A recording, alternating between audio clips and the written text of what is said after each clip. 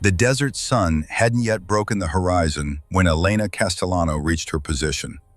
The temperature hovered at -4 degrees Celsius, cold enough that her breath crystallized in small clouds she had to consciously suppress. Breathing created patterns. Patterns created visibility. Visibility meant death. She'd been moving for 6 hours through darkness so complete that the stars provided the only navigation. No night vision equipment, no GPS that could be tracked or intercepted.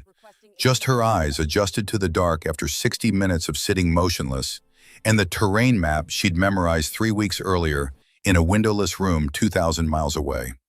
The ridge she'd chosen offered a 360-degree view of the valley below. Behind her, more sand and rock stretching 20 miles to the nearest road. To the east, the oasis they'd be approaching in 72 hours. West, the abandoned compound that was officially their objective, but practically just another waypoint in an endless rotation of patrols through hostile territory. North, the Badlands where armed militia groups moved supplies and personnel through cave systems that predated the surveyors who'd first mapped this region. She knew every feature, every rock formation, every depression where rainwater collected once or twice a year and created brief explosions of desert vegetation. She'd studied satellite imagery until she could draw this landscape from memory, until she could predict where shadows would fall at every hour of every day, until she understood the terrain better than people who'd lived here their entire lives. Now she had to become part of it. The hide took 4 hours to construct.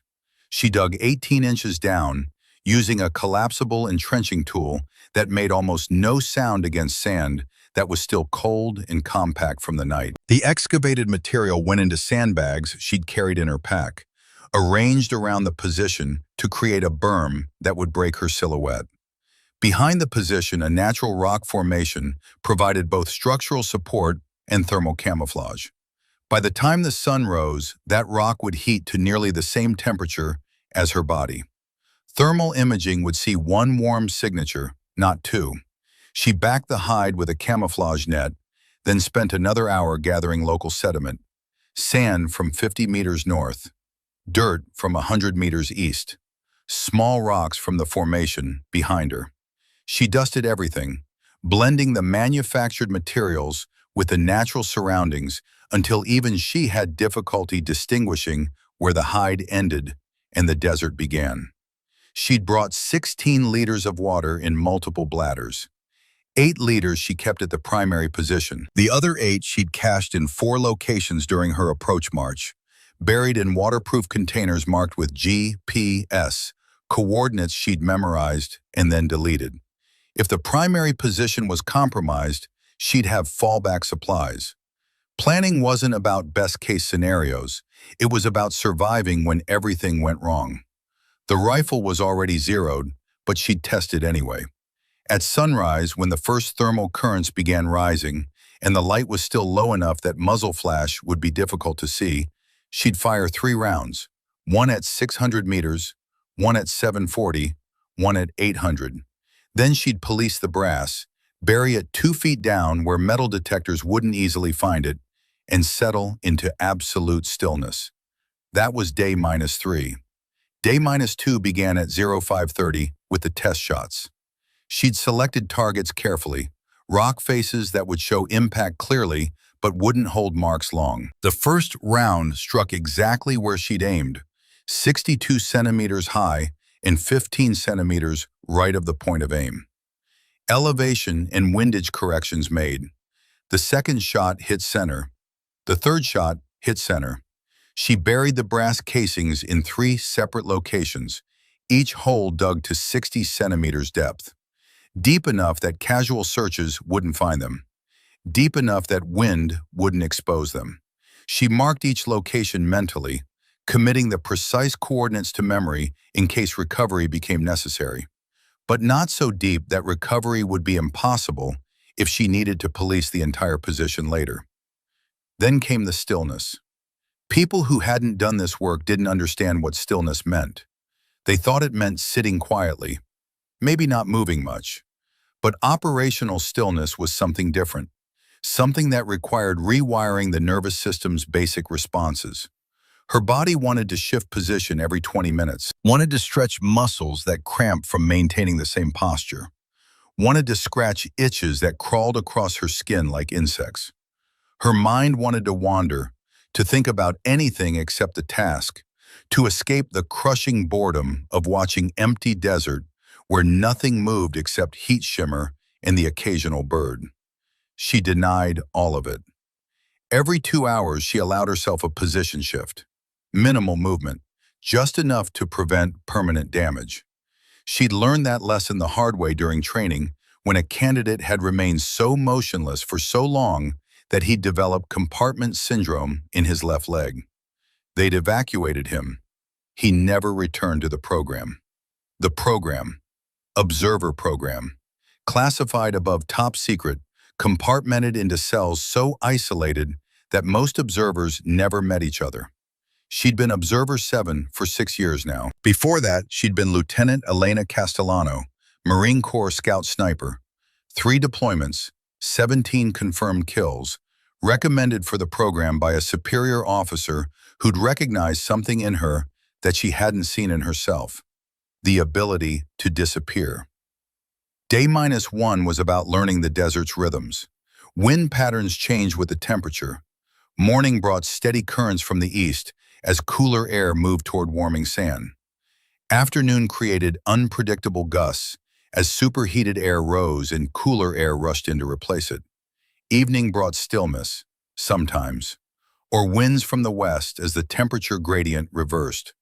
She watched heat shimmer, learned how it bent light, how it created false images on the horizon, how it could make a man at 800 meters appear to float above the ground, or fragment into multiple shapes that merged and separated like living things. She watched birds, learned which species were native and which were passing through, learned their flight patterns, their alarm calls, the way they reacted to predators, to weather changes, to the presence of humans they couldn't see but somehow sensed. She watched the way sand moved.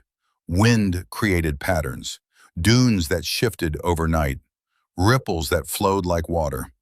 But human passage created different patterns: compression marks, displacement that didn't match natural angles, disturbances that persisted longer than wind-driven changes.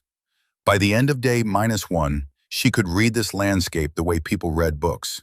She knew what belonged and what didn't, what was natural and what was intrusion. She was ready. Day 0 began 3 hours before dawn. She'd slept in 4-hour blocks, never more, never less. Longer than 4 hours and her alertness suffered. Shorter and exhaustion accumulated into dangerous levels. 4 hours was the balance. 4 hours had kept her alive for 6 years. She prepared her kit, rifle cleaned and oiled, scope lenses wiped with anti-fog solution, ammunition checked, 20 rounds in the magazine, 1 in the chamber, 40 more in reserve. She wouldn't need half that. She never did. But preparation wasn't about what you needed. It was about what you couldn't predict. Protein bars. She hated them. They tasted like cardboard mixed with artificial sweetener and disappointment. But they provided calories without requiring cooking, without creating smells, without generating waste that needed disposal. She ate half a bar, drank exactly 400 milliliters of water, waited 30 minutes for digestion, urinated into a bottle that she'd empty later by pouring the liquid into the sand at the very back of the hide where it wouldn't create visible dampness. This was the reality of the work nobody talked about. The training montages skipped it, the legends didn't mention it, but this was 90% of being an observer. Managing biological functions. Enduring discomfort that would break most people, accepting that glory and recognition were antithetical to survival. The patrol appeared on the horizon at 0845, exactly 15 minutes ahead of schedule. 11 personnel in a diamond formation, moving with good discipline through terrain that offered minimal cover. She tracked them through her scope. Magnification set to 12 power, enough to identify individuals, not enough to create tunnel vision. The point man was young, maybe 25. He favored his right side, carried his rifle at a slight angle that suggested an old shoulder injury. Good instincts, though. He scanned constantly, checked the ground ahead for disturbances, moved with the controlled aggression of someone who understood that hesitation killed, but recklessness killed faster. Behind him, the team leader. Older, mid-30s, she estimated. He moved differently than the point man. Less physical dominance, more situational awareness. He checked his team as often as he checked the terrain, made hand signals that were crisp and clear. This was someone who'd read the manuals and then forgotten them, absorbed the lessons into instinct. She zoomed in slightly on his vest. Name tape read, Holloway. Staff sergeant, based on the rank insignia barely visible under the dust and sun damage. First deployment to this sector, according to the briefing she'd received, but not first deployment overall. He had the bearing of someone who'd seen combat, who knew what mistakes looked like just before they killed people. Good. Good leaders kept their people alive. Her job was easier when leaders were competent. The rest of the team matched standard composition.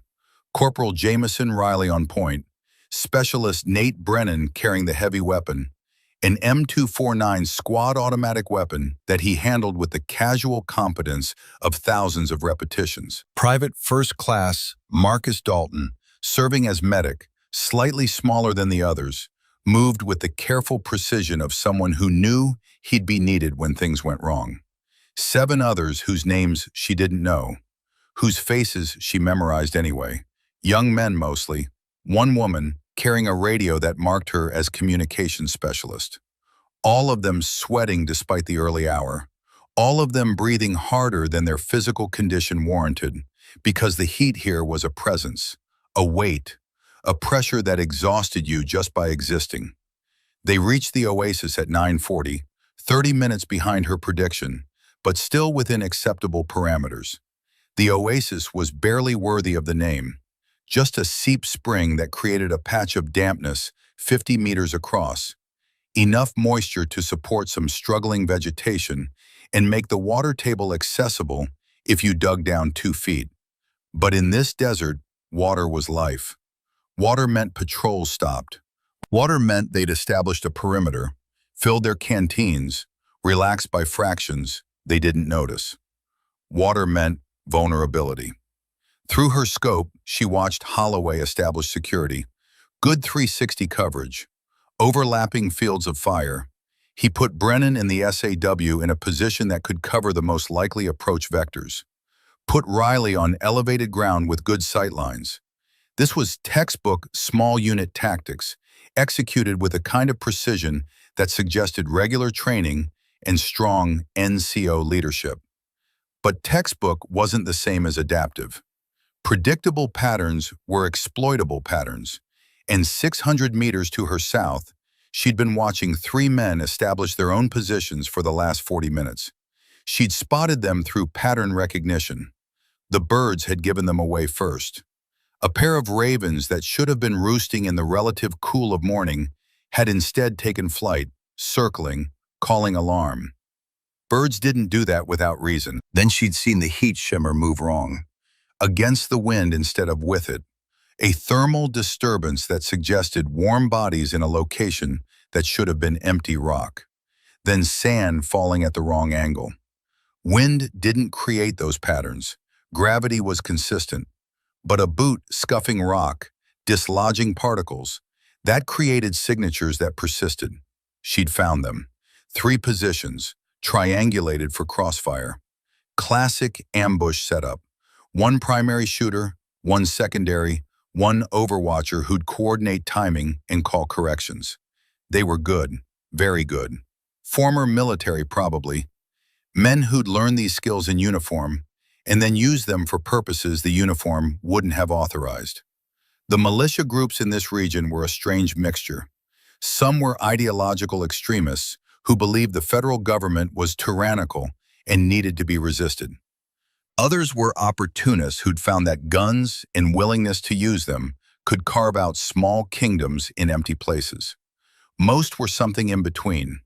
Men who'd started with principles and ended with violence because violence was simpler than alternatives.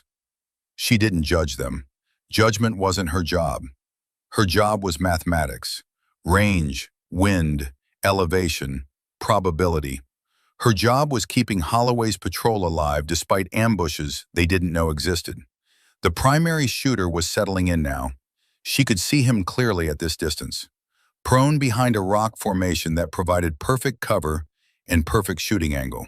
His rifle was a Dragunov, Soviet-era design, still reliable, still accurate at the ranges he'd be shooting. He wore a sand-colored shamag that blended perfectly with the terrain. His breathing was controlled, trained. He was sighting in on Nate Brennan, who stood exposed near the water, rifle slung while he worked the filtration pump. She ran calculations, range to shooter, 612 meters via laser rangefinder, invisible pulse of infrared light that traveled there and back in microseconds. Wind, 3 knots from the west. She felt it on her face, watched dust devils spinning in the distance, checked the mirage in her scope, the way heat shimmer danced and bent, and calculated wind speed at various points along the bullet's path. Temperature, 41 degrees Celsius. Hot air was less dense. Less density meant less resistance. Bullets traveled slightly faster in hot air, dropped slightly less. Marginal differences, but at 600 meters, margins were life and death. Elevation, positive 43 meters. She was shooting downward at an angle. Gravity pulled perpendicular to the earth, not parallel to the bullet's path. Angular shooting reduced effective gravity along the bullet path, which meant less drop. She had to calculate the horizontal distance, not the true slant distance. Horizontal was approximately 608 meters. Bullet drop at 608 meters with .308 Winchester, 175 grain match grade ammunition, in 41-degree heat, with the ballistic coefficient of her specific load, 81 centimeters. Wind drift at 3 knots across 608 meters, 15 centimeters right. She adjusted her scope. 8 clicks up for elevation, 2 clicks right for windage. Each click was 1/4 minute of angle. 4 clicks equaled 1 minute. 1 minute equaled approximately 1 inch at 100 yards. The mathematics were precise. The execution had to be more precise. Her finger found the trigger. She controlled her breathing. 4 counts in. Hold. 4 counts out. Her heartbeat slowed. Training and biochemistry working together. She fired between heartbeats. In the space where the pulse wasn't pushing blood through her body, wasn't creating micro movements that would disturb the rifle. She waited for the wind to pause, watched the mirage steady, felt the momentary stillness. She squeezed.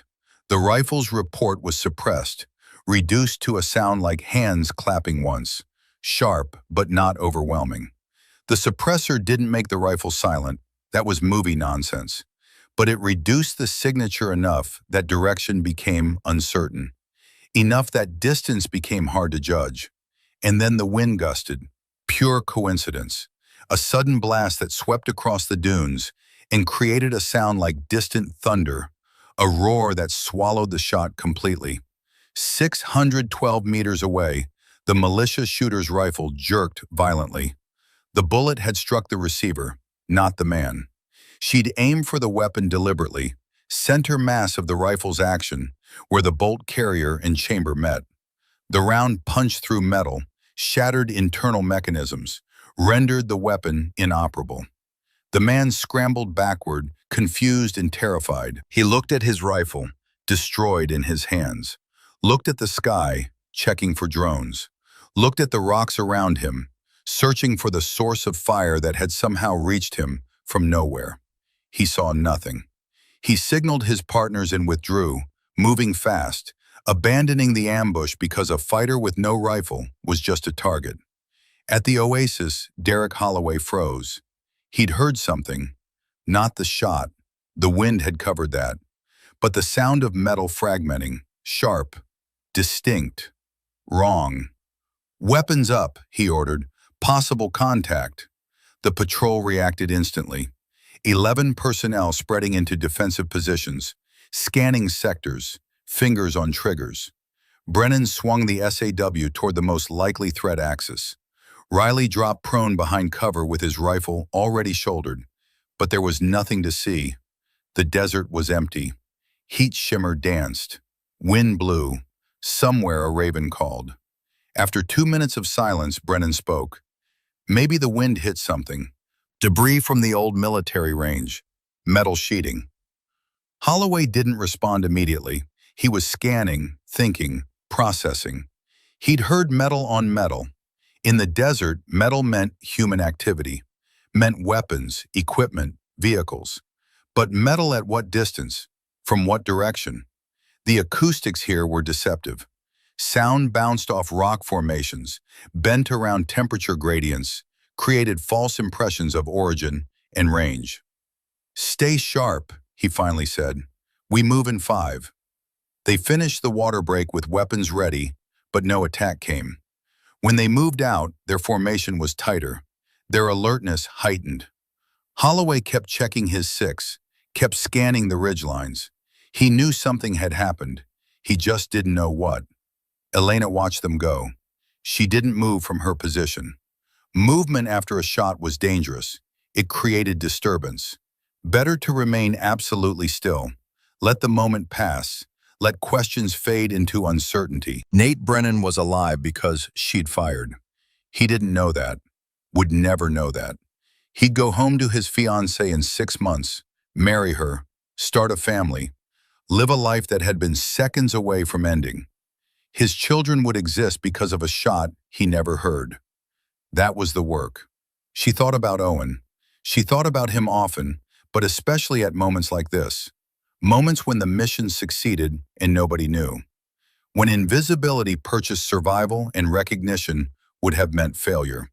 Lieutenant Owen Garrett, her spotter, her partner, her fiancé, though that had been against regulations and they'd kept it quiet. 29 years old when he died. 4 years ago now. 4 years that felt like both yesterday and a lifetime. New Mexico, border region, different desert but same mission. They've been tracking a militia weapons cache. Intelligence suggested anti-aircraft missiles, stolen from a National Guard armory 3 states away. Weapons that could bring down helicopters, civilian aircraft, create catastrophic casualties. They'd found the cache, called in the location, but protocol required target designation. Elena had used a laser designator to mark the exact building for the airstrike. Brief pulse of invisible infrared light, undetectable to human eyes but clearly visible to the sensors on the aircraft 10 miles away. The militia had night vision equipment. They'd seen the laser, triangulated the source, moved on the position with speed and violence that suggested military training. Owen had seen them coming, had pushed Elena behind cover, had returned fire to give her time to withdraw, had died buying her seconds that became minutes, that became survival. His last words, gasped through blood filling his lungs. "Elena, go dark. Stay dark forever. Don't let them see you. Promise me you'll never be seen again." She'd promised. "I won't. Ever. I swear it." And she'd kept that promise. 6 years invisible. 6 years operating in the spaces between official operations. 6 years watching patrols survive because someone they didn't know was preventing the deaths they'd never know were coming. Some people might have called it penance. Some might have called it dedication.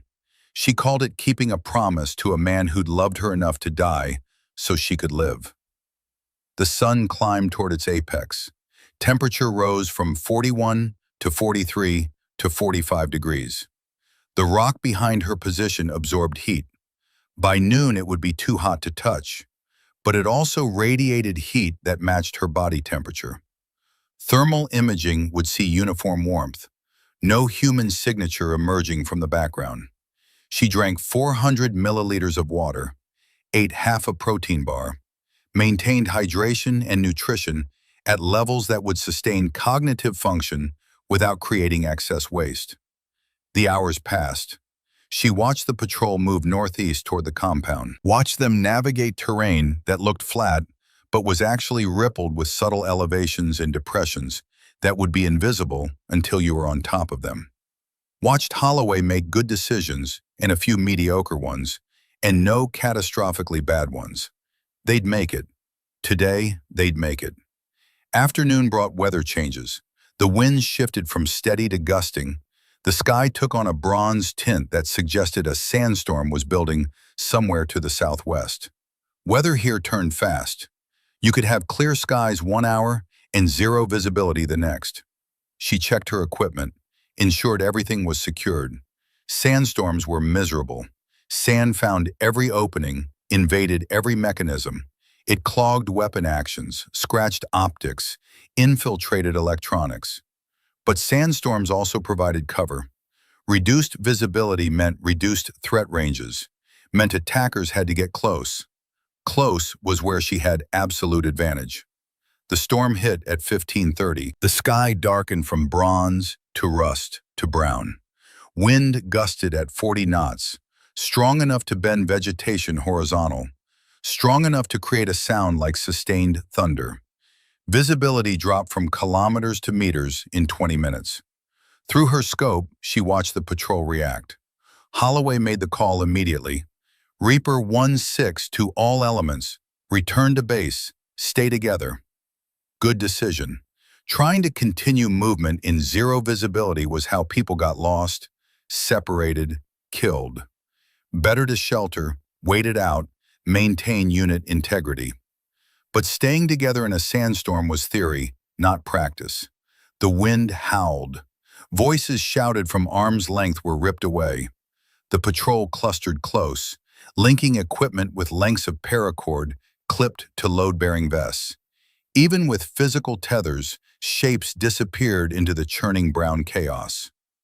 Elena lost visual contact within minutes. The storm reached her position, and her world became howling wind and stinging sand.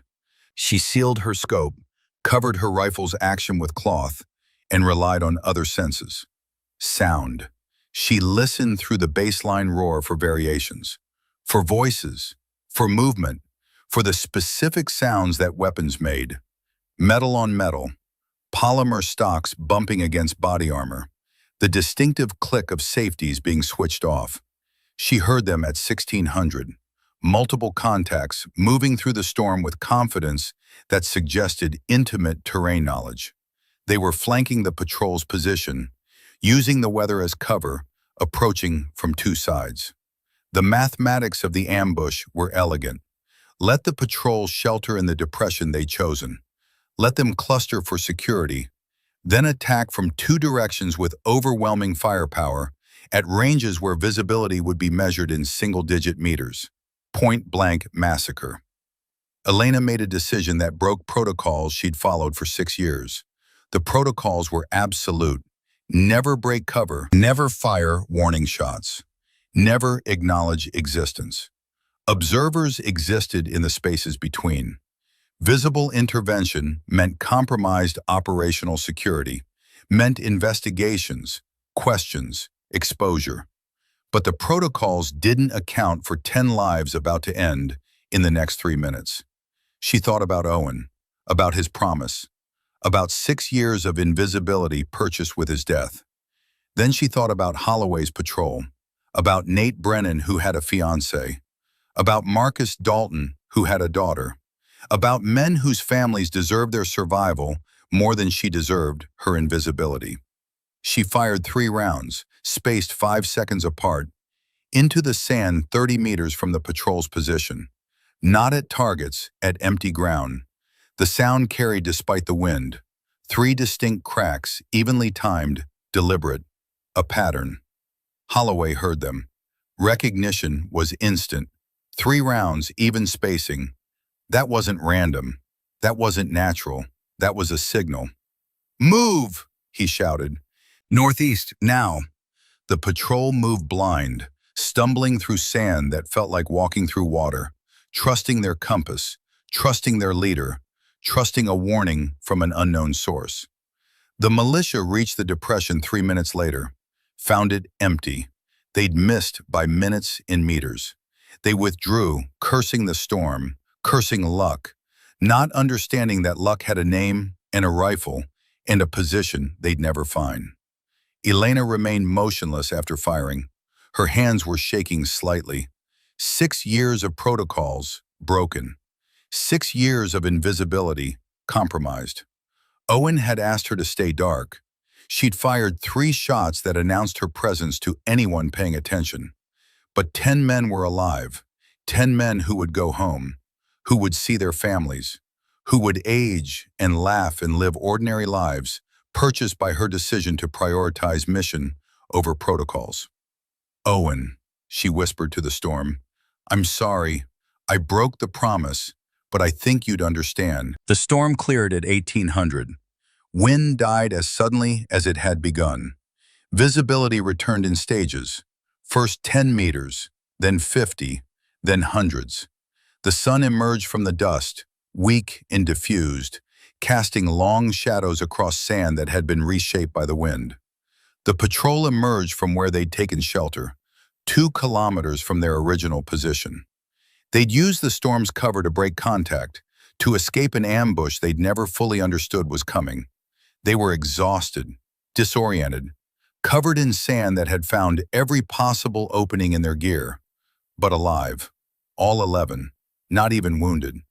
Holloway stared at the desert around them. His mind was working, processing, trying to make sense of anomalies. Sarge, Riley asked, what happened back there? Those sounds? I don't know, Holloway said, but someone, something, warned us. Weather, artillery impact somewhere on the old range, sonic boom from aircraft. Holloway didn't believe those explanations, but he had no better ones. The desert kept its secrets. At her position, Elena monitored their movement, watched them navigate back toward base, watched them maintain security despite exhaustion, watched them survive. She'd broken protocols. The question now was whether anyone would notice, whether the 3 shots would generate investigation, whether her invisibility was permanently compromised or just temporarily questioned. She'd find out, but that was future concern. Present concern was mission completion. The patrol still had 48 hours in hostile territory, still needed overwatch, still needed someone watching from positions they'd never see. She settled back into her scope, controlled her breathing, slowed her heartbeat, became invisible again. The sun set at 1930. Temperature plummeted from 45 degrees to 20 to near freezing in 3 hours. The desert's cruelty was consistent. It killed with heat during the day and cold at night.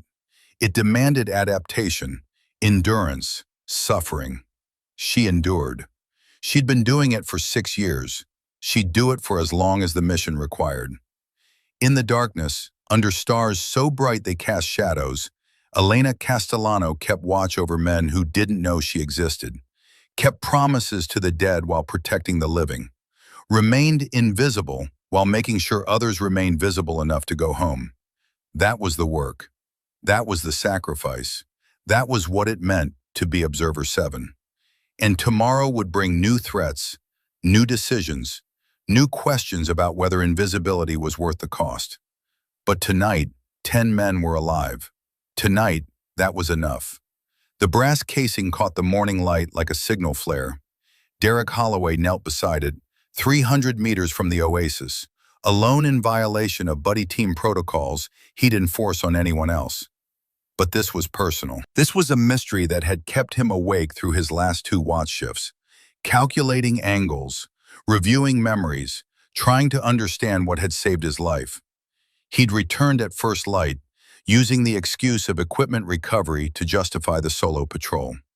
The sandstorm had scattered gear, canteens, medical supplies, 1 dropped rifle magazine, all of it within acceptable parameters for a hasty withdrawal under 0 visibility. All of it recoverable. But he hadn't come for equipment.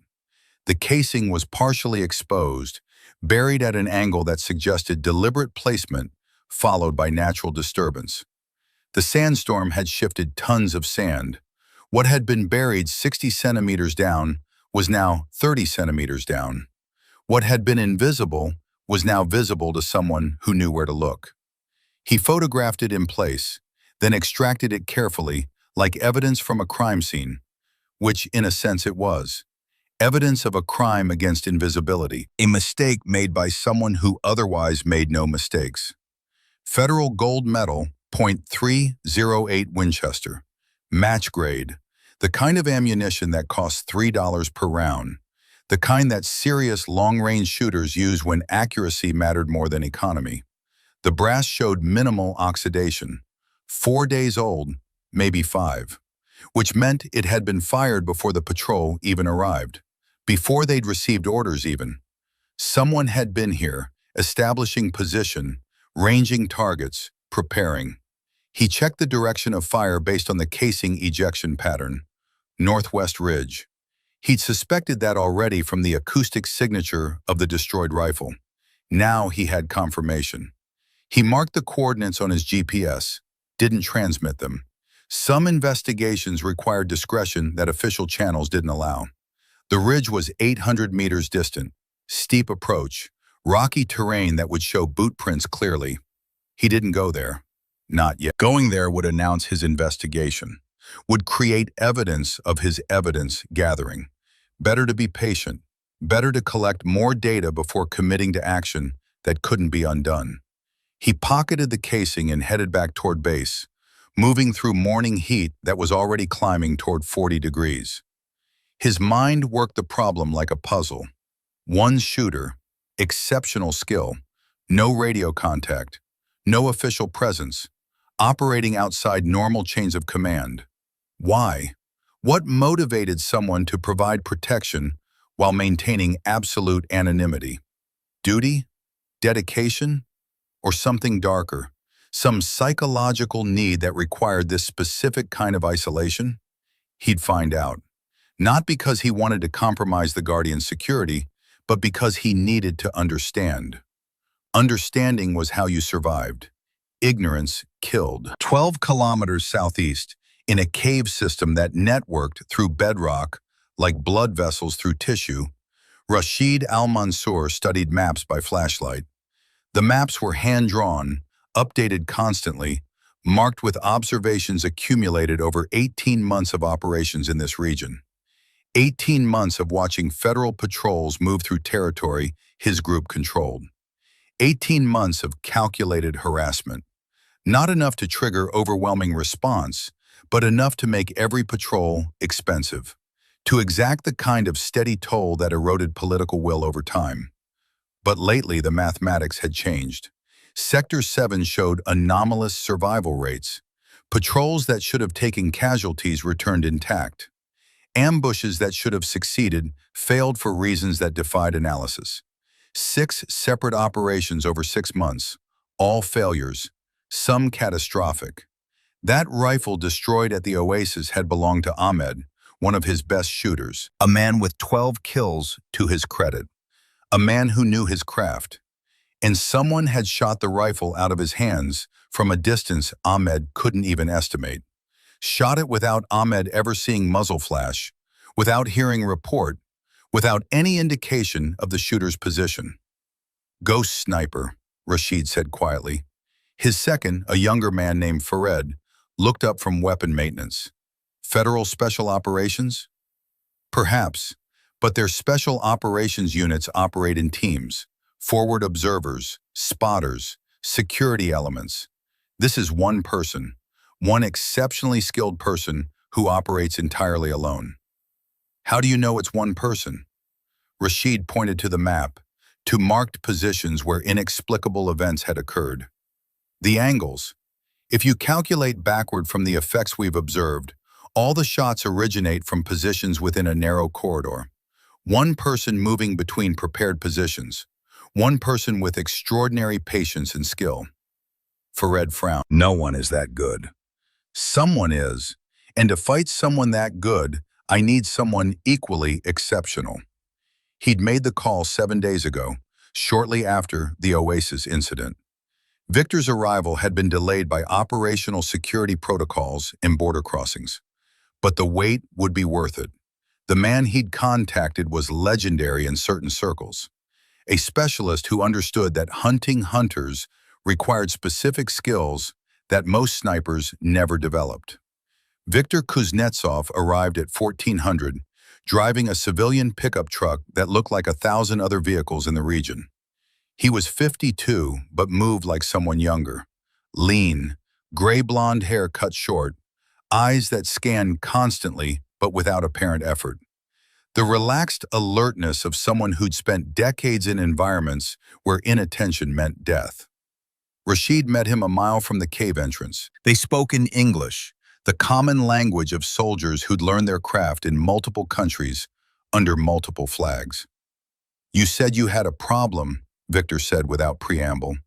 "Federal ghost sniper, operating alone, extremely skilled. 6 months of operations against my forces. Zero contact, zero identification. My men are starting to believe she's supernatural." She? Assumption based on intuition, the patience, the absolute discipline, the preference for disabling shots over killing shots. Could be male, but my instinct says female. Viktor considered this. "You have position data?" Rashid spread maps on the truck's hood, marked locations where anomalies had occurred. Here, here, here. 6 events. If you calculate reverse trajectories, they suggest northwest ridge positions with excellent observation. But we've searched those ridges, found nothing. You wouldn't. Someone operating at that level doesn't leave obvious signs. Viktor studied the map, his finger tracing the terrain features. "What's your tactical objective?" "I want her neutralized, either killed or driven from the area. As long as she's active, my operations in Sector 7 are impossible." Neutralized, not captured, not identified? I'm realistic about probabilities. Someone with her skill level won't be captured. Identity is secondary to elimination. Viktor nodded slowly. "My rate is 50,000. Half now, half on completion. Completion is defined as confirmed kill or permanent withdrawal from area of operations. I work alone. I don't follow your operational timeline. I'll require 4 weeks minimum, possibly 8. And if I determine she's beyond my capability to eliminate safely, I withdraw with no refund." Agreed. They shook hands. A transaction made between professionals who understood the rules of a game most people didn't know existed. Viktor spent the next 4 days studying terrain. He moved methodically, never rushing, understanding that patience was the first requirement of counter-sniper work. He didn't search for the sniper directly. Instead, he searched for disturbances, ripples, the tiny imperfections that even the most disciplined operator couldn't completely eliminate. Rock faces showed almost imperceptible variations in thermal retention. Stone that had been in shadow from a human body warmed slightly slower than stone that hadn't been shaded. The difference was measurable only with thermal imaging equipment and careful observation, but it was measurable. Vegetation showed stress patterns. A plant growing near an occupied position would show marginally reduced growth on the side facing the position. Not from direct damage, but from altered light patterns, from carbon dioxide concentration, from microscopic changes in soil moisture where a human body had compressed the ground and altered drainage. Sand grain distribution told stories. Wind created specific patterns. Human presence disrupted those patterns in ways that persisted even after the presence was gone. The ratios of fine to coarse grains changed. The orientation of individual particles shifted. Reading these signs required experience most soldiers would never develop. Viktor had developed them over 30 years. He'd hunted snipers in Afghanistan, in Syria, in half a dozen conflicts that never made headlines. He'd learned that the best way to find an invisible enemy was to stop looking for the enemy and start looking for the absence. The space where something should be but wasn't. The negative space that implied positive presence. On his 4th day of hunting, he found her first position, the hide near the oasis.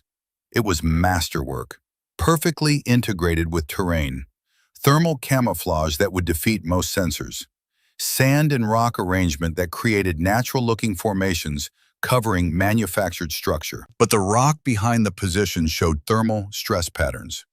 And there, at the very edge of the hide, one plant showed asymmetric growth, and the sand grain ratios were wrong by fractions of a percent.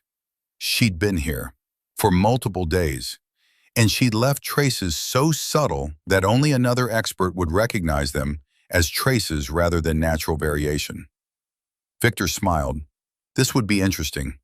Elena was on day 11 since initial deployment, 8 days in her original hide near the oasis, 3 days relocating and establishing secondary positions after the sandstorm.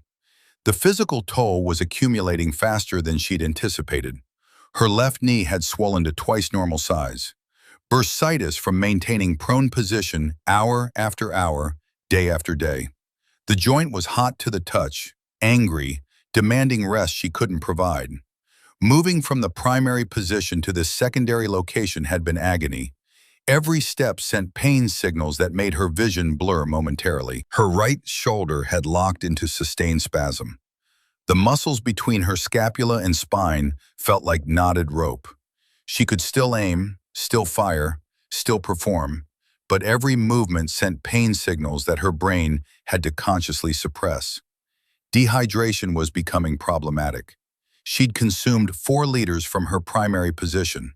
During the relocation after the sandstorm, she'd retrieved one of her cached water bladders, 4 more liters that had sustained her through the last 3 days. But that reserve was now down to 2 liters. At current rationing of 1 liter per day, she had 48 hours of water remaining.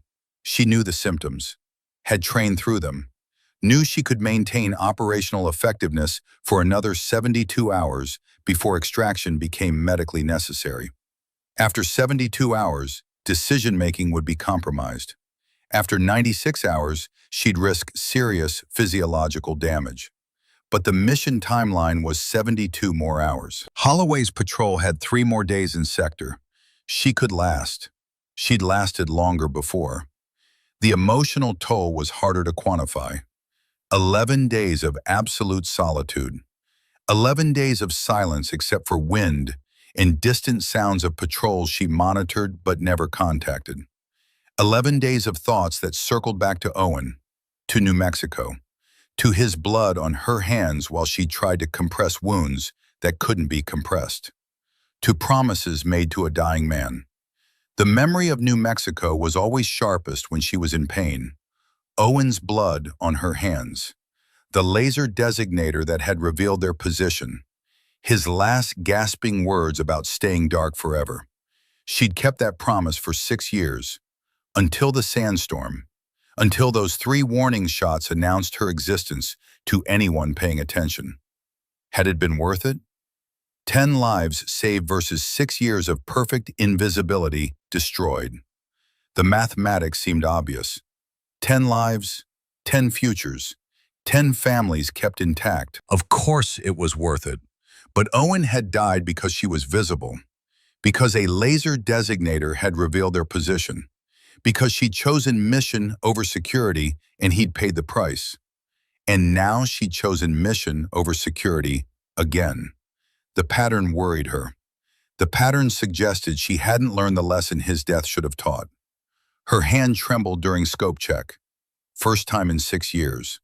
The tremor lasted less than a second, but she'd felt it. Muscle fatigue combining with psychological stress. Her body was telling her something she didn't want to hear. She ran her reset protocol. 4 counts inhale, 7 counts hold, 8 counts exhale. The breathing pattern activated parasympathetic nervous system response. Vagal nerve stimulation. Heart rate decreased. Muscle tension eased. Vision cleared. Control. She was nothing but control. Emotion was exposure. Exposure was death. But part of her wondered if death might be simpler than this, than the endless watching, than the isolation that felt like drowning in slow motion, than the knowledge that she'd die eventually in some position like this one, and her body wouldn't be found for days or weeks, And the only legacy would be survival statistics that analysts couldn't explain. She pushed the thoughts away, focused on the mission. Holloway's patrol was approaching for their second deployment into sector. 2 weeks since the first patrol. Same route, similar timeline. Predictable. Too predictable. She scanned the terrain with new suspicion, searched for the ambush she knew had to be planned. Found it within minutes. Checkpoint Delta. Natural choke point where two rock formations created a passage barely wide enough for single-file movement. Perfect kill zone. But the ambush was too obvious, too visible. Rashid didn't make mistakes like that. He was too experienced, too careful, which meant the visible ambush was bait, meant to draw attention while the real threat came from elsewhere. She expanded her search pattern, scanned positions she'd normally ignore, and found him. Northeast Ridge, 840 meters, thermal signature barely distinguishable from surrounding rock. But there, present, a heat source that didn't match ambient temperature by 2 degrees. 2 degrees that meant human body in camouflage position. She ranged him, studied his hide, recognized immediately that this wasn't militia. This was professional.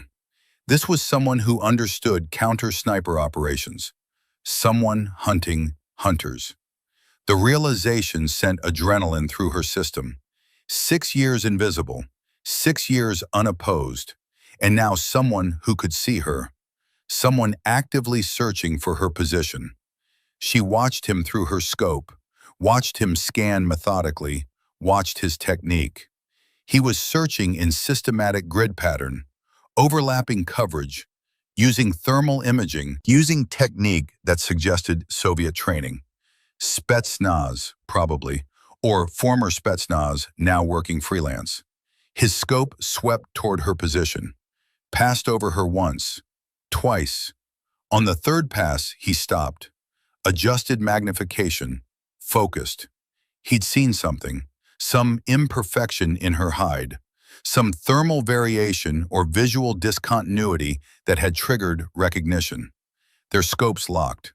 2 professionals recognizing each other across 840 meters. Neither fired. Holloway's patrol was between them. Shots would alert the patrol, would compromise both positions. Standoff.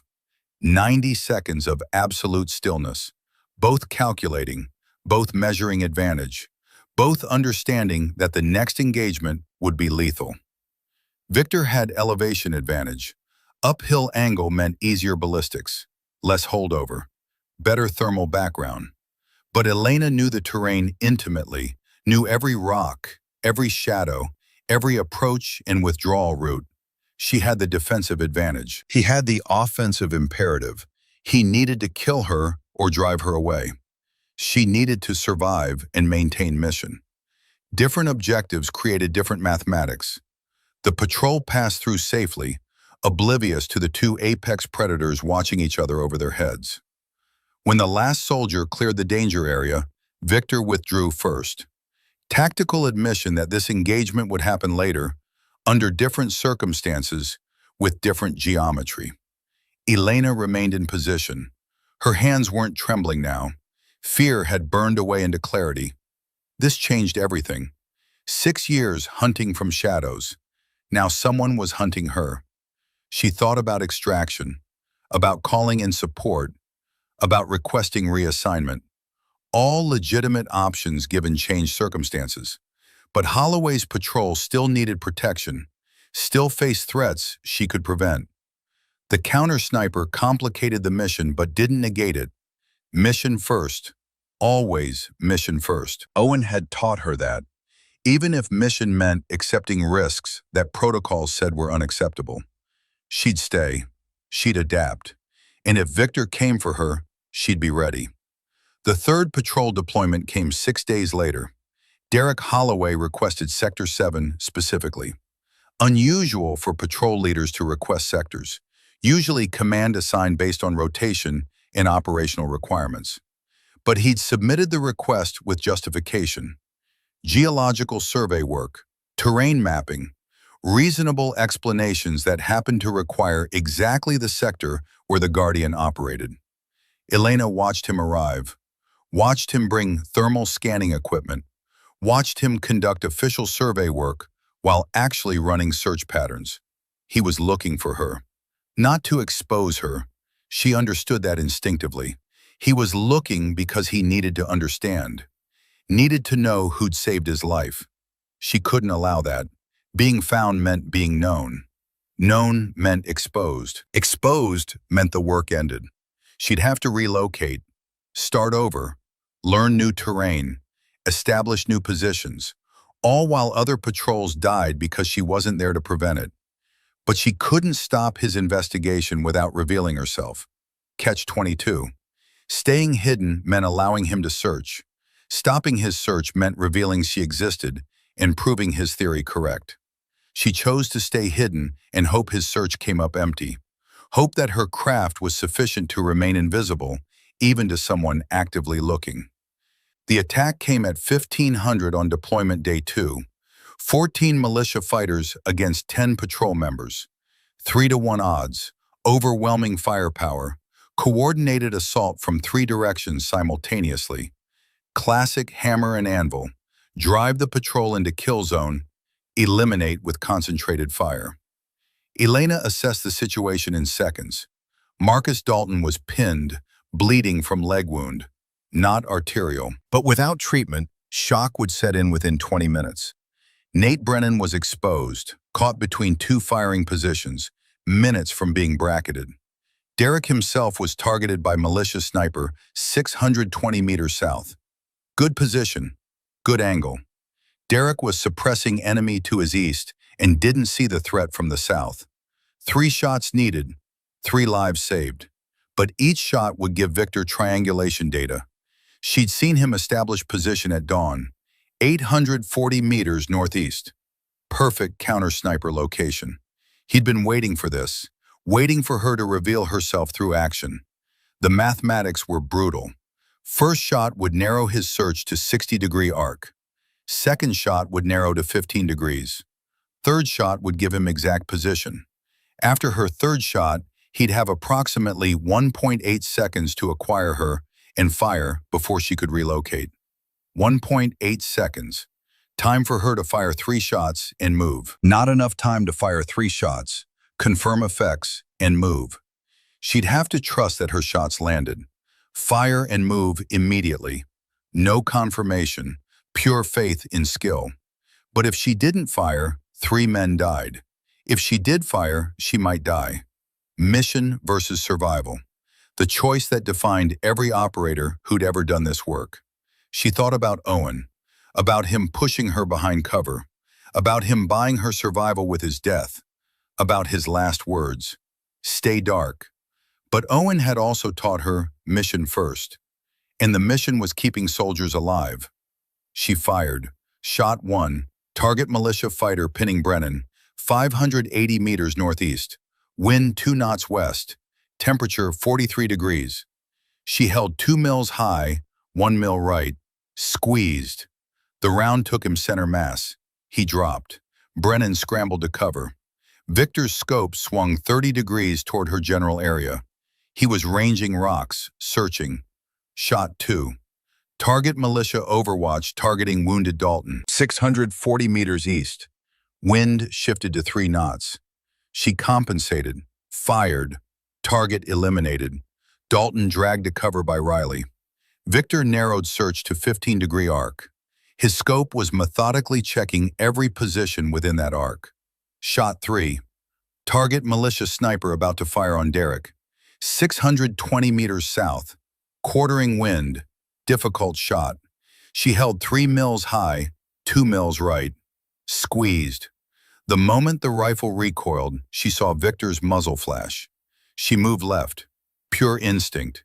6 inches. The movement saved her life. Victor's bullet struck her scope instead of her head. The optic exploded. Glass and metal fragments erupted.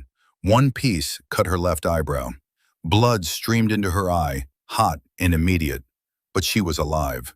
She rolled right, grabbed her rifle, abandoned the position in a low crawl that became a run the moment she was below the ridgeline. Rounds impacted behind her, Victor firing follow-up shots. But she was moving, and he was calculating for stationary target. She ran for 30 seconds, dove into pre-selected fallback position 300 meters west, assessed damage while adrenaline made her hands shake. Scope destroyed, primary optic system gone, backup iron sights functional but limited to 400 meters maximum effective range. Communication equipment damaged in hasty withdrawal, left eye swelling shut from the cut, blood everywhere. But alive. She was alive. And behind her, Holloway's patrol was extracting under covering fire, all personnel accounted for, casualties minor, mission successful. The cost was 6 years of invisibility gone in 3 shots. The benefit was 10 men going home to their families. She'd made the trade. She'd make it again. But Owen's promise was broken, and she couldn't unknow that. In the fading afternoon light, Elena Castellano began the painful process of relocating to secondary position. The hunter had become the hunted. The invisible guardian had been seen. And the mission continued because the mission always continued until you were dead or extracted. She chose to continue. Pain, exhaustion, compromised equipment, none of it mattered as much as the patrol that still needed 3 more days of overwatch. 3 more days. She could last. She'd lasted through worse. Behind her, Victor examined her abandoned position with professional respect. She'd been there multiple days. The hide was masterwork. The fields of fire were perfect. The escape route was pre-planned and executed flawlessly. He spoke into his radio. "Rashid, I found her. She's exceptional. This will take longer than expected." In the darkness, Elena settled into her secondary position with damaged equipment and bleeding wounds. She controlled her breathing, slowed her heart rate, became invisible again despite the pain, despite the fear, despite everything that screamed at her to extract and survive. Mission first. Always mission first. That was the promise that mattered more than invisibility. The promise she'd keep until it killed her. 12 hours after the firefight, Elena's secondary position looked like a field hospital run by someone who'd forgotten half their medical training. The left side of her face was crusted with dried blood she couldn't fully clean without wasting water. The eyebrow laceration had clotted, but continued seeping when she moved. Her left eye had swollen to a narrow slit that provided maybe 30% normal vision. The destroyed scope sat beside her like an accusation. $12,000 of precision optics reduced to twisted metal and shattered glass. More importantly, it represented her primary capability. Without it, she was a long-range specialist without long range. A sniper effective to 400 meters instead of 800. Might as well be a regular infantryman with slightly better shooting skills. She'd spent the first hour of darkness constructing a field expedient replacement. Salvaged the ocular lens from the destroyed scope, mounted it in front of her backup iron sights using paracord and a section of PVC pipe from her repair kit. The result looked like something a child would build for science class, but it functioned. Barely. She'd tested it at dawn, 3 shots at known distances, 300 meters, 350, 400. The improvised scope held 0 within acceptable tolerances at 300, drifted 2 minutes left at 350, drifted 4 minutes left at 400, probably from the mounting system flexing under recoil. 400 meters maximum effective range, half her normal capability. She'd have to let threats get twice as close before engaging. Let them get close enough that counterfire became realistic probability instead of remote possibility. The tactical situation had degraded in other ways. Her primary hide was compromised. Victor knew exactly where she'd been. He'd be watching that position, and he'd be calculating where she might relocate based on terrain and mission requirements. Her invisibility was gone. She was now a known factor, a target being actively hunted.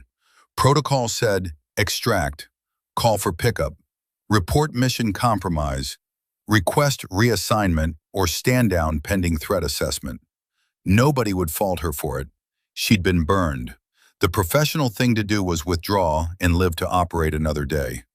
But Derek Holloway's patrol had 68 hours remaining in sector. 68 hours of exposure. Without overwatch, historical casualty rates said 2 to 3 KIA over that period. 2 to 3 men who'd go home in boxes because she'd chosen personal safety over mission completion. She couldn't do that. Wouldn't do that. Owen had died buying her survival, but he'd also taught her that the mission outlasted any individual operator. The mission was the thing. The mission was keeping soldiers alive, even when keeping them alive meant accepting risks that would make risk management officers write strongly worded memos. Her water situation was critical. She'd consumed the last liter from her current position at sunset. The cached water bladder she'd retrieved during the sandstorm aftermath was empty. She had perhaps 18 hours before severe cognitive impairment. After 36 hours, kidney damage became probable. After 48, she'd need medical evacuation or face permanent injury. But 68 hours meant she'd run out of water with 50 hours of mission remaining. 50 hours where she'd be operating with compromised judgment, reduced physical capability, and failing organs. The mathematics were unforgiving. She couldn't complete the mission without water. She couldn't get water without moving. Moving meant exposure. Exposure meant victor. She studied her maps. There was a seep spring 4 kilometers north. Barely a spring, really. Just moisture close enough to surface that digging 60 centimeters would yield collectible water. It would take 6 hours to reach, collect water, and return. 6 hours of movement, 6 hours of vulnerability, 6 hours where the patrol would be unwatched. Or she could extract, radio for pickup, be out in 2 hours, safe, alive, professional. She thought about Owen, about the night he died, about cradling his head while blood bubbled through his lips and he'd tried to talk through a punctured lung. Maybe Owen's dying wish had been born from fear, not wisdom. Maybe absolute invisibility was a cage, not armor. Maybe the promise itself had been wrong, asking for something that served grief more than mission. She made her decision. She'd stay. She'd manage the water crisis.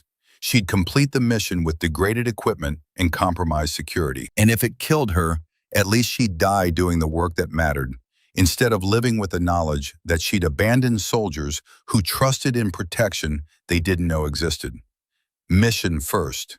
Even if mission first meant mission last. Even if the mission was the last thing she ever did. Night fell cold and absolute. Temperature dropped from 43 degrees to 18 degrees in 3 hours. Elena wore every layer she'd brought, and it wasn't enough. The cold was a living thing that found every gap in clothing, every moment of inattention, every weakness in physical condition, already degraded by 14 days of sustained operations. She monitored the patrol's night defensive position through her makeshift optics. They'd established good security, 360 coverage, overlapping fields of fire. Derek had them rotating 2-hour watches, which was aggressive but appropriate given threat level. He was learning, adapting. BCE, the kind of leader who brought his people home. At 0230, she heard it. The sound of metal on metal.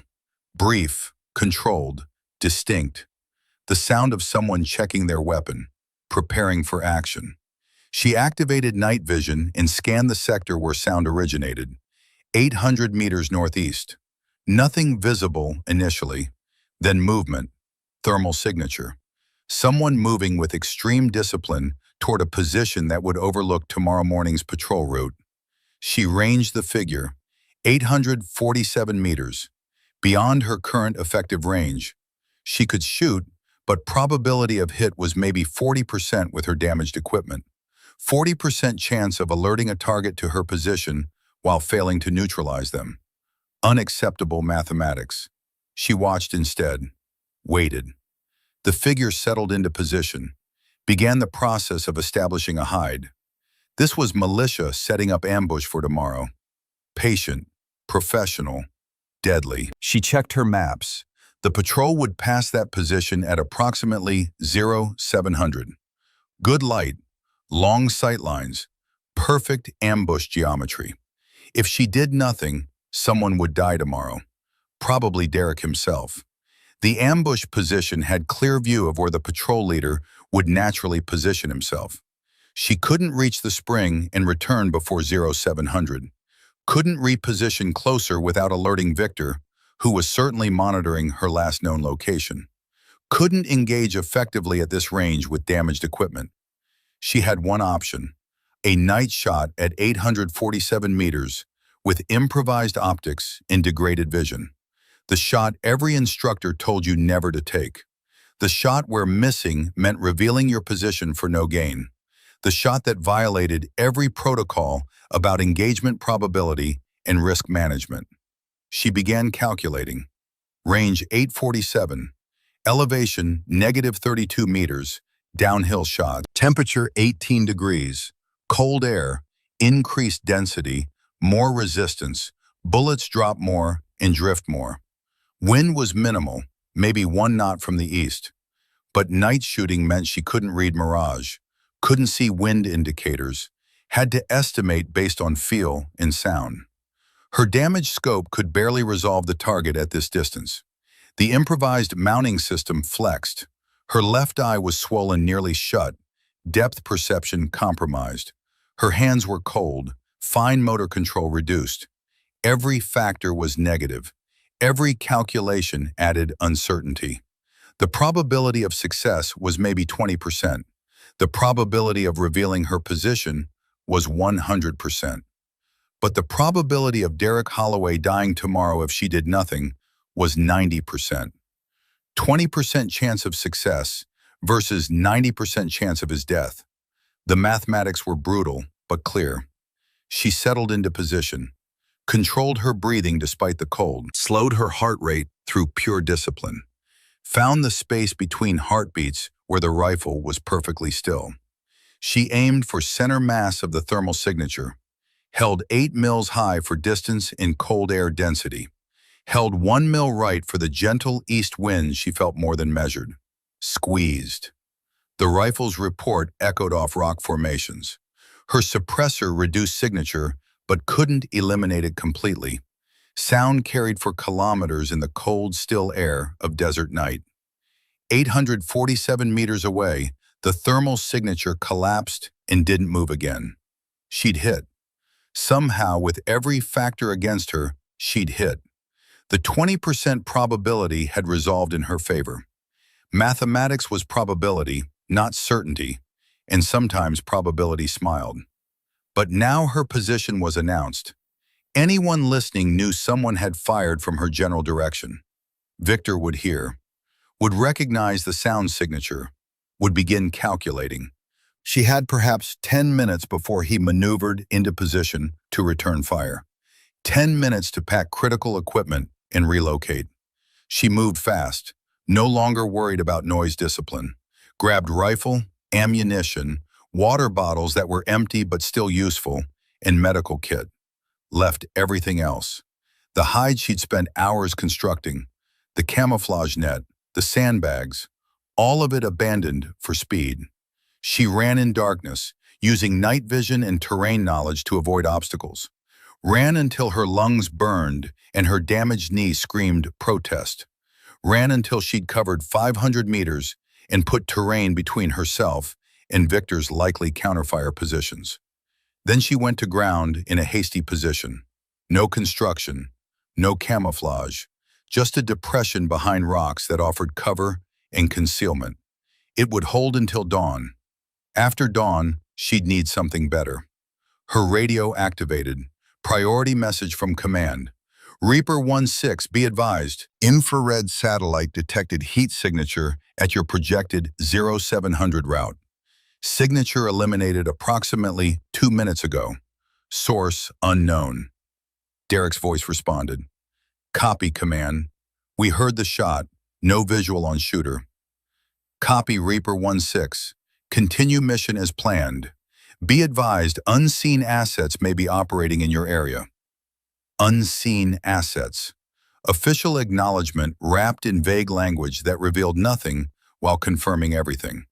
Command knew something, suspected something, but wasn't sharing details that would compromise operational security. Elena allowed herself 30 seconds of satisfaction. The shot had worked. Derek would live through tomorrow. The mission continued. Then she checked her water supply. 0. The empty bladders mocked her. The spring was now 6 kilometers away due to her relocation. The mission timeline was still 60 hours. The mathematics hadn't improved. She'd figure it out. She always figured it out. That was the job. Solve impossible problems with insufficient resources, while people who'd never know your name went home to families who'd never know how close they came to funerals. Dawn came at 06:15. Elena watched the patrol prepare for movement through her damaged scope. They looked tired. 2 weeks of desert operations wore on even well-conditioned soldiers. But they were alert, disciplined. Derek had them checking weapons, inspecting each other's gear, maintaining standards despite exhaustion.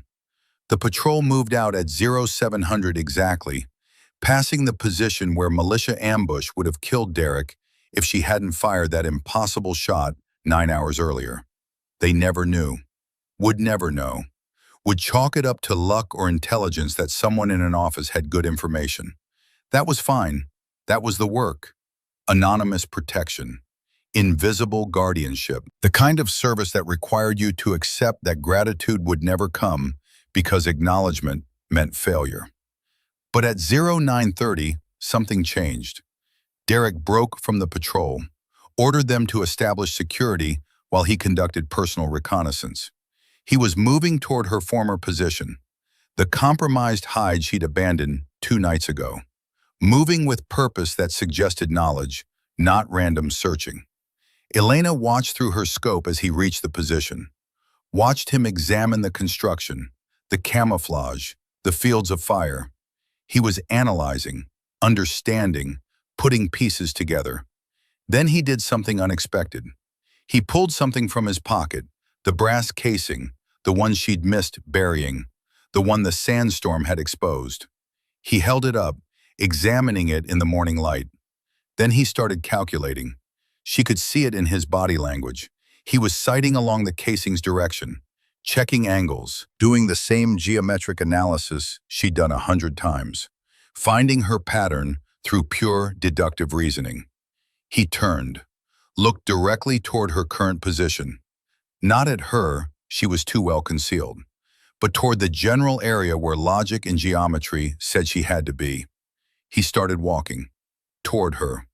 Elena's finger moved to her trigger, not threatening, just prepared. Her heart rate elevated despite discipline. She'd faced enemy fire without fear response. But this was different. This was being found, being known, being seen after 6 years of invisibility. Derek walked for 20 minutes, navigating terrain that should have been unfamiliar to him, but that he traversed with confidence born from study and determination. He reached a position 15 meters from her hide, stopped, spoke quietly. "I know you're here."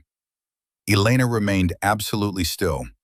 Every instinct screamed at her to relocate, to run, to preserve invisibility at any cost. But running would confirm his theory.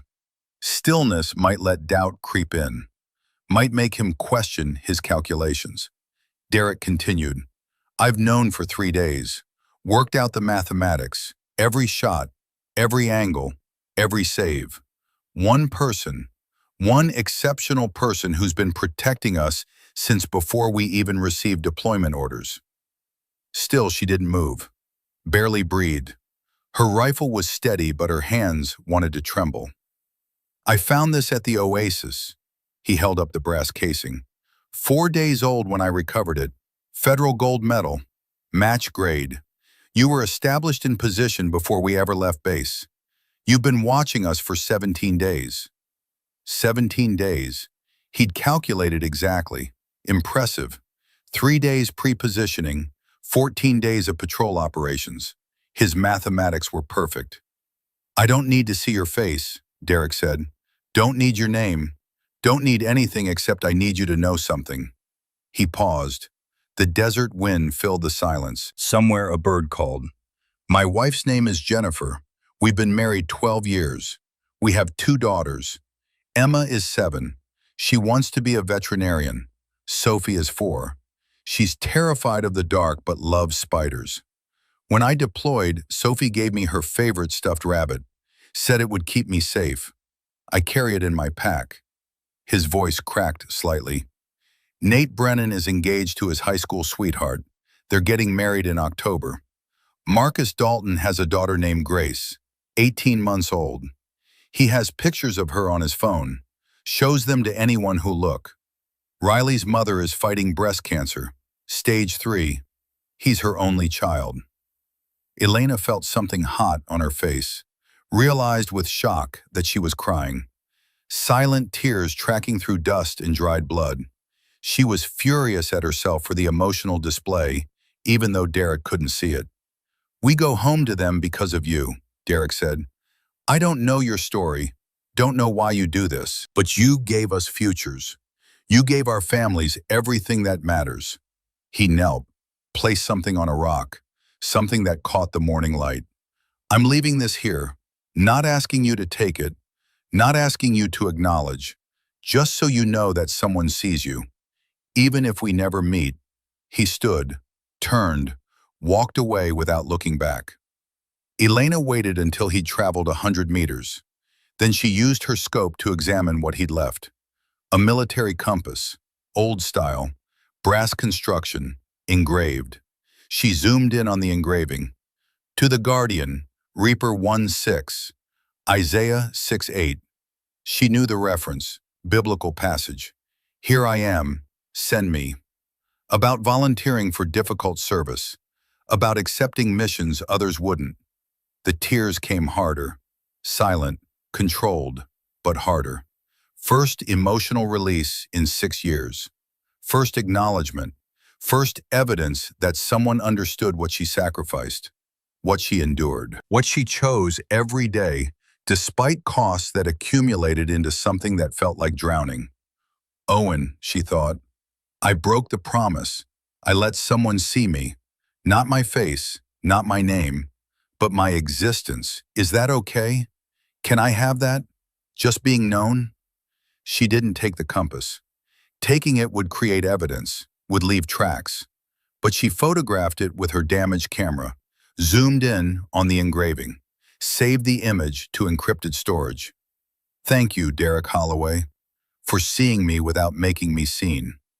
The final day of the patrol deployment was the most dangerous. Extraction phase, open terrain, 2 kilometers to pickup point, most vulnerable moment in any operation. The point where soldiers who'd survived everything else relaxed fractionally and died from threats they'd successfully avoided for days. Elena had relocated to a position with clear view of the extraction route, 420 meters from the pickup point, within her degraded equipment's effective range. It would have to be enough. Her water was gone. She'd consumed the last 200 milliliters at dawn. Her mouth felt like sandpaper.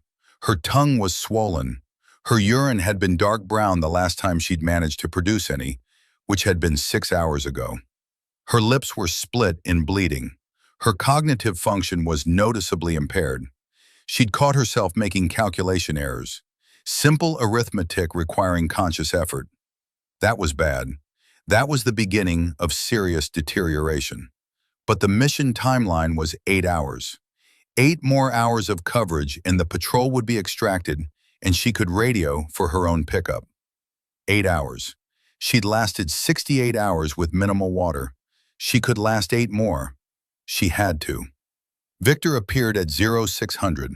Thermal signature resolving into human form, 580 meters from the extraction point. Elevated position.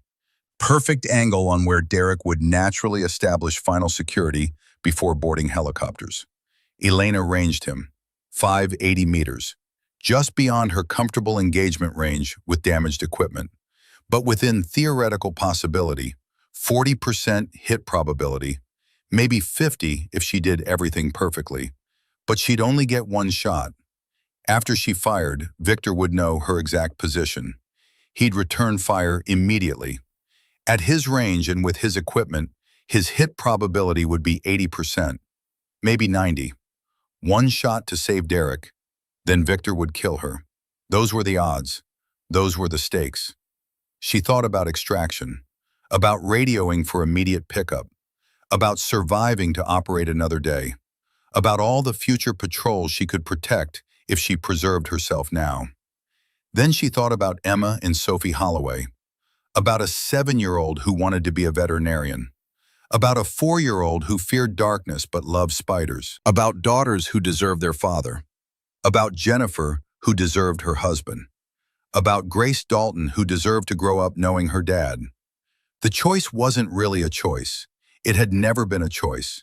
The moment she'd joined the Observer program, the moment she'd made that promise to Owen, the moment she'd accepted that some missions required everything, the choice was made.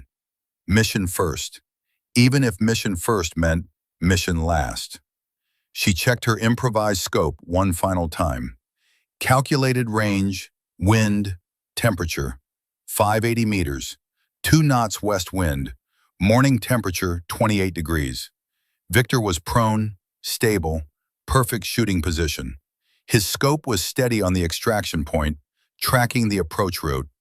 The patrol appeared at 0700, Derek in the lead, moving cautiously but necessarily toward the extraction point. They had no choice. Helicopter was scheduled for 0730. Miss the window and they'd be stranded until evening when temperatures would be lethal. Victor's finger moved to his trigger. Elena could see it through her scope, see the moment of final preparation, the breath control, the trigger press beginning. She had perhaps 2 seconds before he fired. 2 seconds to save Derek's life. 2 seconds to trade her invisibility, her safety, her future for his. She stood up. Full exposure. 6 feet tall silhouette on ridgeline against morning sky. The thing she'd sworn never to do. The thing Owen had died to prevent. The thing that meant Victor would kill her moments after she fired. But standing gave her stable shooting platform, gave her the best possible chance of making this shot at the absolute edge of her capability. Derek turned, saw her. Woman, late 30s, dark hair pulled back, left side of face crusted with blood, scar over left eye, rifle raised, expression of absolute determination. Their eyes met for 3 seconds. Recognition, understanding, gratitude, he couldn't speak. Then she moved, ran 15 meters laterally at full sprint, making herself difficult target, creating tracking problem for Victor, buying seconds. Victor swung his aim from Derek to her. She was the threat now, the target. She'd made herself visible. Invisible meant dead. She fired while running. Advanced technique, firing from movement. Accuracy degraded, but sometimes degraded was sufficient. Her bullet took Victor in the right shoulder, 6 inches left of heart. Not lethal, disabling. He dropped his rifle, fell back, hand clutching the wound. His shot, fired a fraction of a second after hers, missed by 4 inches. Passed between her arm and torso, close enough that she felt air displacement, close enough that different luck would have killed her. But she was alive. She rolled over the ridgeline, disappeared below sightline, ran 300 meters before going to ground. Behind her, Derek's patrol was extracting under covering fire. All personnel accounted for, 0 KIA. Mission successful. She'd broken every protocol, exposed herself completely, revealed her position, her methods, her existence. 6 years of perfect invisibility destroyed in 15 seconds of full visibility. But 11 men were boarding helicopters. 11 men were going home.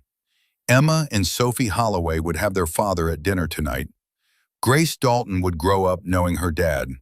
Nate Brennan would marry his high school sweetheart in October. That was the trade. Invisibility for lives, safety for service, future for mission. Owen, she thought, I hope you understand. I hope breaking the promise was right.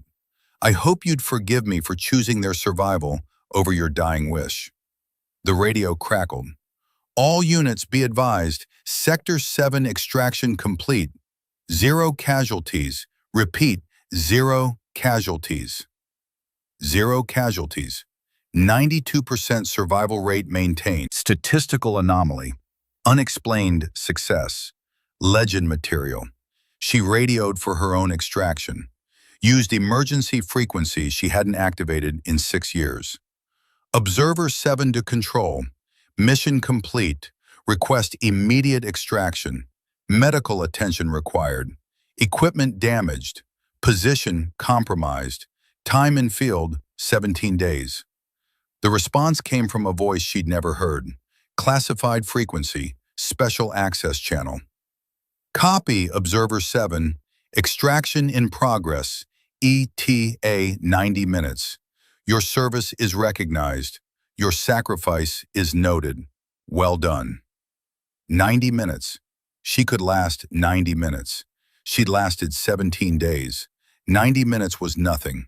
She settled into concealment and waited for pickup that would take her away from this desert where she'd lost her invisibility but found something else. Something about why the work mattered more than the recognition. About why some missions required everything and gave back only knowledge that you'd done what needed doing. 6 months later, Elena stood on a mountain ridgeline 2,000 miles from the desert. Different terrain, different climate, different sector, but same mission, same purpose, same quiet war fought in shadows by people whose names would never be known. Her left eye had healed, but vision was permanently reduced 20%. She'd adapted, trained with the limitation until it became part of her capability baseline rather than a deficit. Her knee still ached in cold weather. Probably always would. Small prices for 17 days in one position. She'd been debriefed extensively, had received medical treatment, had undergone psychological evaluation, where a doctor asked careful questions about isolation, stress, decision-making under pressure. She'd answered honestly, told them about breaking protocols, about choosing mission over safety, about standing fully exposed on that ridgeline. The evaluator's conclusion? Subject has achieved operational maturity. Trust when protocols serve mission and when mission supersedes protocols. Recommend continued deployment with promotion to senior observer. Senior observer meant training new candidates, meant passing on 6 years of experience to people who'd take her place when her body finally couldn't do the work anymore. Meant legacy beyond the statistics and the stories. But first, this mission, this patrol, this new group of soldiers who needed watching. Young Lieutenant Cole Hendricks, 24 years old, 1st Independent Command. She'd been observing for 4 days, watching him navigate terrain he didn't fully understand. With troops, he was still learning to lead. He made mistakes, small ones, the kind that would get him killed if left uncorrected. Her job was ensuring his mistakes didn't cost lives, that he survived long enough to learn from them. That was the mission. That was always the mission. Her radio crackled with his patrol's frequency. Command says Sector 7 maintained 92% survival rate for 18 consecutive months. Highest in department history. A soldier responded. The Guardian story, sir? The angel? Hendrix's voice was firm. Don't believe in angels, soldier. Believe in training, discipline, and vigilance. That's what keeps you alive. Elena smiled. Small, genuine. First real smile since Owen died 4 years ago. Good answer, Lieutenant.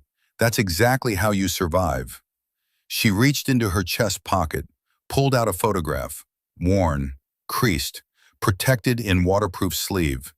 Derek's compass on a rock, the engraving visible.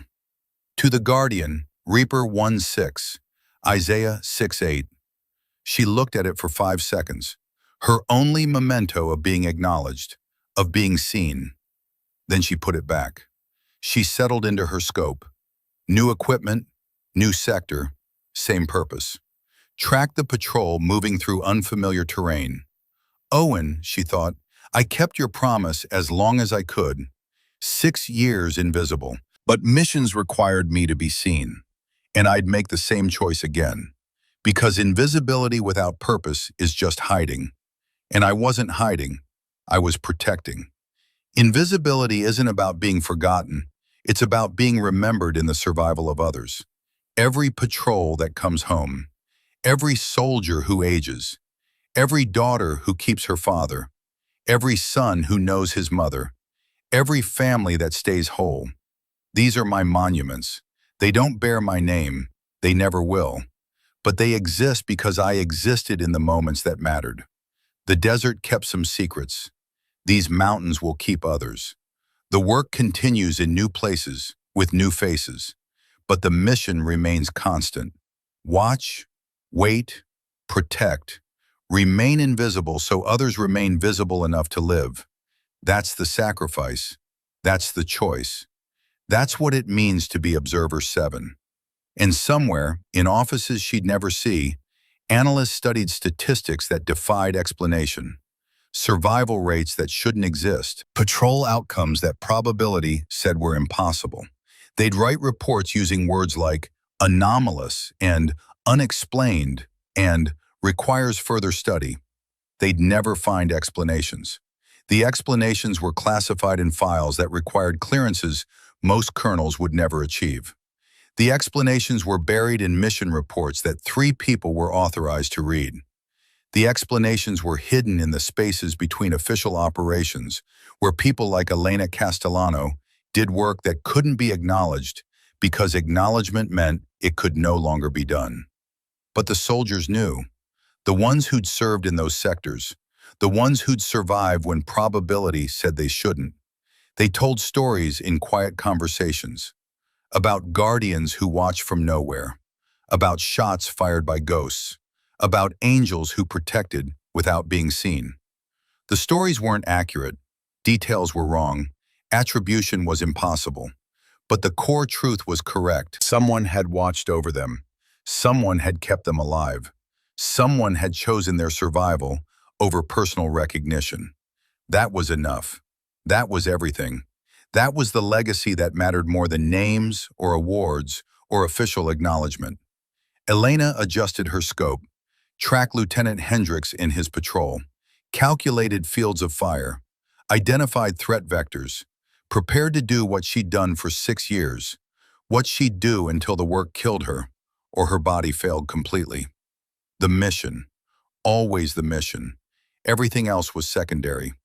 In the cold mountain air, Observer 7 settled into position and became invisible again.